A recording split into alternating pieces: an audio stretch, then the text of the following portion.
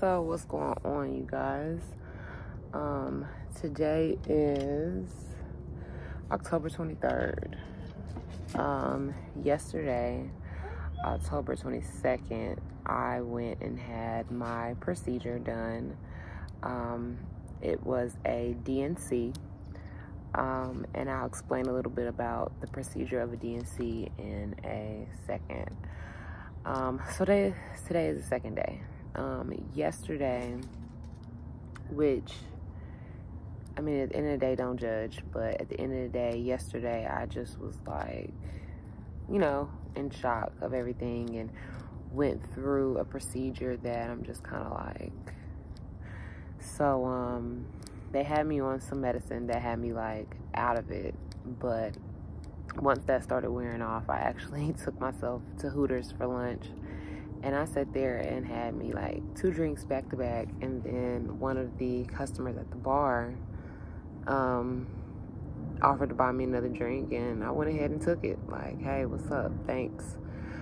And then, of course, with the alcohol in my system and what had just happened, I ended up sparking up a conversation with that person. It was an old white man. And it was just, I don't know, I guess it was like a little bit of relief talking to a stranger about it. I don't know, but so today is the second day. Today was not a good day so far, and it's still early. It's only like 5 o'clock. But I just woke up today just very emotional and in my feelings. I don't want to say depressed, because I don't want to, you know, say that, but I am in my feelings. I decided to make me a hookah, come out here and in my backyard with my hookah. Champ, what are you doing? You look like you're doing something you ain't got nothing to do. Champ, come here. Alright. Hey, baby. So yeah, my dog has been out here chilling with me, living his best life. And I think it's crazy that he can even tell like something's wrong. Let me explain the DNC process. So, when I was in the office the first day and found out, my doctor gave me 3 different options. A was to do a natural and just see what happens, let it naturally happen on its own and come out. 2 would be a DNC, and I'll explain that. And 3 would be the pill, which in layman's terms for A and B, for B and C, I feel like basically having an abortion. For anyone that has ever had an abortion, whenever, however, women, whatever, I believe that those are the 2 different options that they give you. They can go in and get it out, or they can give you a pill and let it come out. Now, I ain't saying I'm no expert on that. I'm just saying I think this is what happens. A DNC, they call it Dilate and something. That's what it stands for. Now, what I learned is there's 2 different options for that. You can either be put to sleep, or they can do it while you're awake. Now, originally, my doctor gave me the option of being asleep, going to the hospital, and having outpatient surgery. That was the option I chose at first, because I was like, I want to be asleep. I don't want to deal with it. Woo-woo. But then my one of the intake nurses called, and it was just so much. Like, she called me the same day I found out that it happened, and she was just telling me all these different things I need to do. Okay, well, tomorrow you need to go take a COVID test. Then the day after that, you need to go to the hospital and sit down with the anesthesiologist and sign some paperwork. And then after that, you need to come to us and we need to give you another ultrasound. Like, it was just a lot. And I'm just like listening to her name out all this stuff. And I'm just like, lady, I just found out about this. Ain't nobody trying to do all that. Like, for real. And she could hear it in my voice too. Like, I was just not on duty. Like, So one of the doctors at the practice that I was going to, she emailed me that night on my patient portal, and she was like, hey, you know, I think that you are a perfect candidate for an in-office D&C. Would basically be the same procedure, but I would be awake instead of being asleep. So financially, I knew that that would be a good option because, of course, anybody know you walk in the hospital and breathe, it's a bill, and not a cheap one, you know. So I really kind of didn't want to go through that, and I still had a couple of reservations about actually being put to sleep, because I've never had surgery in my life, and that put to sleep thing just is like, what? So I decided to do the in-office procedure, which the lady called me the next day and she was like, hey, so yeah, the only thing you need to do is just come in on Friday. You ain't got to do all that other stuff. And she laughed because I think she knew, like, that I was kind of irritated with all that stuff she was trying to have me do. So I had my procedure yesterday, and I'm going to insert all of the medication that they had me take.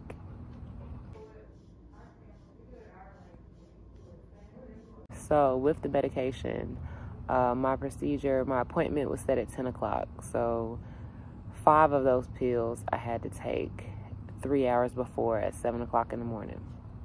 Now, mind you, with this miscarriage, another reason why it was called a miscarriage is because I didn't know I was having a miscarriage. I didn't have any bleeding at all. I did have cramping, but it was just light cramping like I've had my whole pregnancy so far. So I didn't know a miscarriage was going on. I will say maybe the day before, while I was on a trip, and I went to use the bathroom, I had some discharge, and it was kind of like not the normal discharge, but it wasn't bloody, it wasn't anything like that. It just had a little tint to it, and I was just kind of like, So I had took a picture of it. I took a picture of it to show them when I went into the office, before I had even found out about everything. So took those 5 pills, got to the office at 10. I had to have somebody with me because I couldn't drive. My husband was going to take off of work, but I told him just, go ahead and go to work. But he definitely was going to take off of work and go with me, but I had one of my close friends go with me because the medicine that they give you to take makes you drowsy and they don't want you to drive. So when I got to the office, I signed in. They took my vitals, made me pee in a cup, did a just checking me, make sure I was okay. And then I had to take 3 more pills an hour before my appointment at the office. And once I took the pain medication that they gave me hydrocodone, amphetamine, if I'm pronouncing it right. I started feeling that instantly. I was feeling like whoop whoop, what it do, like instantly I felt that medication. So I understood why they didn't want me to drive, because yeah, I was zooted and booted. After that hour, they let the medicine kick in for an hour. They went ahead and did the procedure, and it wasn't bad, considering it just was some pressure, and it was uncomfortable. I wouldn't say painful, but it was uncomfortable. And it's just kind of like a surreal moment. You're sitting there with your legs open to 3 people. I had 3 people in the room with me, and they're literally scraping out my baby. And I'm gonna put an advisory on this video before, because it's some real shit. Of course I didn't research miscarriages when I found out I was pregnant. I was researching pregnancy. But I think that people should talk about it more, so people can just be prepared. If something does happen, you can have a resource out there, and get the experience from somebody else that had went through it. And that's what I'm kind of seeing now. Like, I see a lot of videos on scientific stuff about miscarriages and why miscarriages happen and this and that, but I don't really see any videos from a woman letting you know, hey, this is what happened and this is how I feel. So maybe if you feel like this, you're not alone, So hopefully this situation can help somebody. So how have I been feeling? That is a question that is like a lot to decompress. I have had so many different emotions run through my body, it doesn't make any sense. I've had emotions from anger to hurt to disappointment to not feeling like I'm good enough, to when I see people with their kids, I'm like jealous but angry at the same time, to the point where, which is a horrible thing to say, but I'm just laying everything out on the table, to the point where I look at some women that do have children that I know for a fact like didn't care when they were pregnant, and they have perfectly, wonderful lives with their kids, and you look at them like, how do they deserve a child, but I don't? And I felt like I did everything. Once I found out I was pregnant, and even before, when I knew me and my husband were trying, I tried to do everything possible to make sure that I and my unborn child was healthy.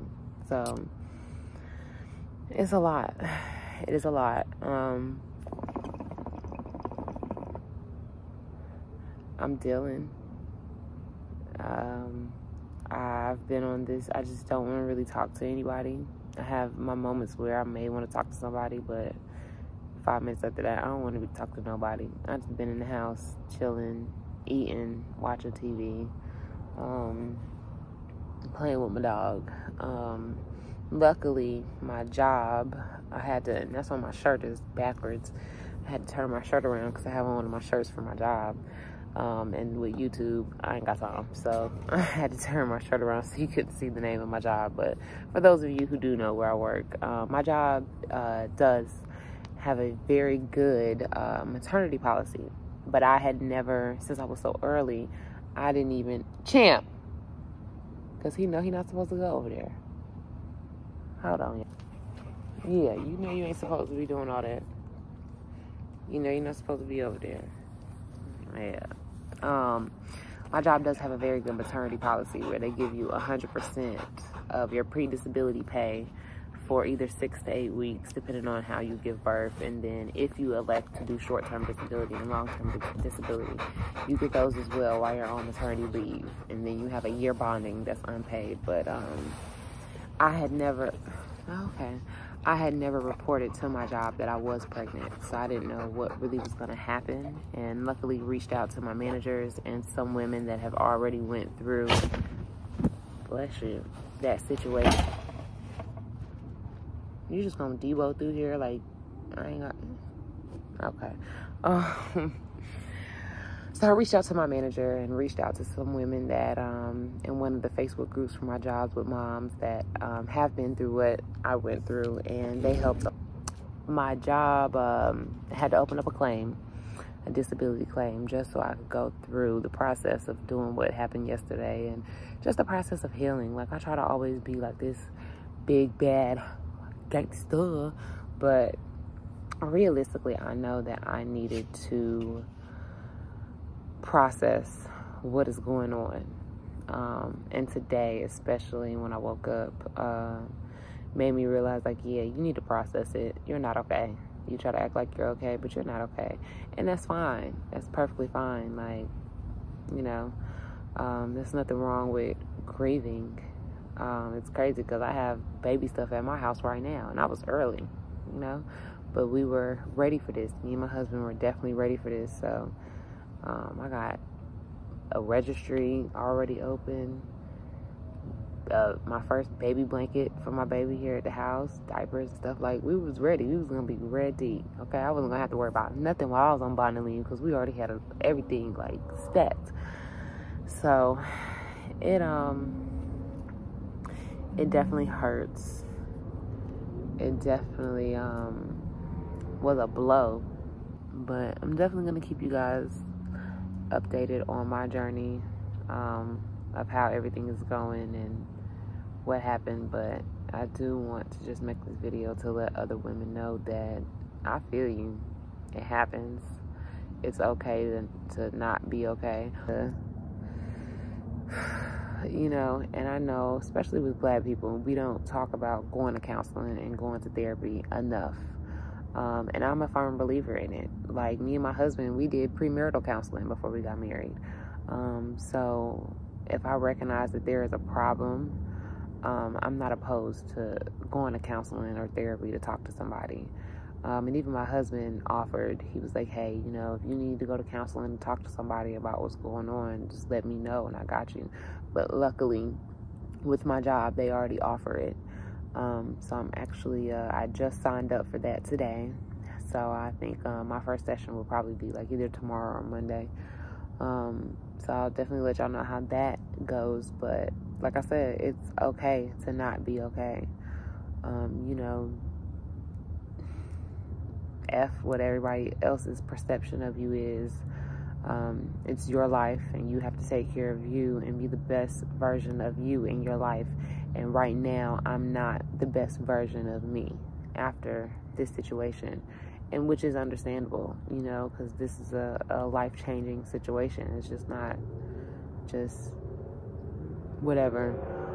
It is a big deal, and I think instead of acting like it's not a big deal, I think that maybe I need to go ahead and address the situation and hit it on head first and talk to somebody and just get myself back to being me.